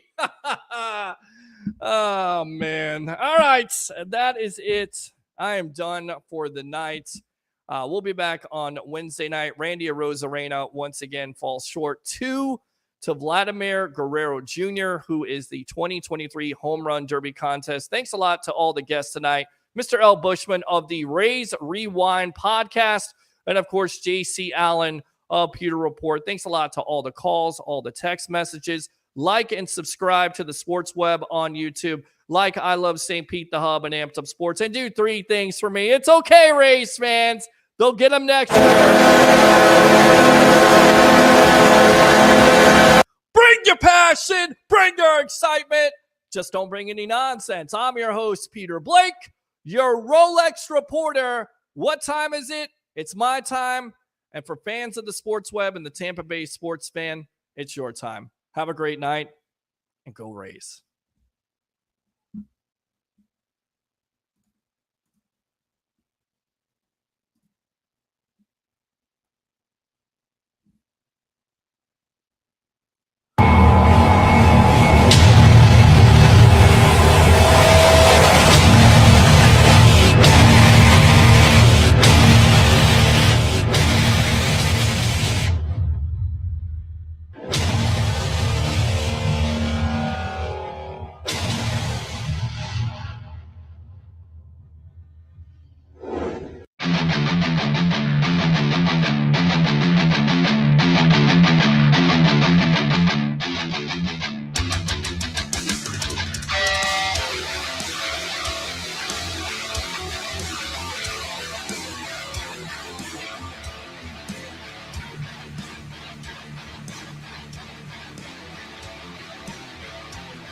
Are you an athlete or a professional struggling with life or career transition? Life isn't always easy, but hope is always present. Best Hope Counseling will help you move forward. For nearly a decade, licensed marriage and family therapist Larry Baumgartner has helped clients empower change and discover solutions using a solution-focused therapy approach. Conversations will focus on what you desire to change, not just the problems that brought you into counseling. From anger to depression or other emotions, Best Hope Counseling is there for you. Contact Larry personally on his direct line at 727-946-1346. Again, 727-946-1346 for a telehealth appointment in Florida and Minnesota, or in person an appointment in Minnesota. Take time out and begin your game plan to reconnect, rebuild, and restore happiness in your life. BestHopeCounseling.com.